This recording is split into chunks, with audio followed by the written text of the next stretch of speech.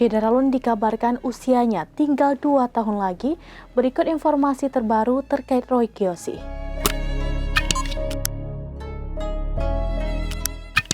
Syeda Ralun, berikut kabar terbaru Roy Kiyoshi. Roy Kiyoshi membawa kabar tidak mengenakan. Pasalnya, ia divonis dokter hidupnya tidak lama lagi. Paranormal Roy Kiyoshi divonis oleh dokter mengalami pembengkakan jantung. Disebut sisa hidupnya tinggal 2 tahun lagi, Roy Kiyoshi akhirnya buka suara. Secara belak-belakan, Roy Kiyoshi membenarkan divonis dokter umurnya tinggal 2 tahun lagi. Sebelumnya, Roy Kiyoshi memastikan kebenaran vonis itu dengan berobat ke 3 dokter. Sayangnya, Roy Kiyoshi tidak membeberkan vonis dokter yang ketiga.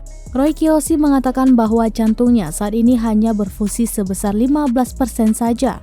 Hal itu membuatnya harus minum obat seumur hidup. Meski telah divonis dokter seperti itu, Roy Kiyoshi tetap melakukan kebaikan dan berusaha untuk sembuh.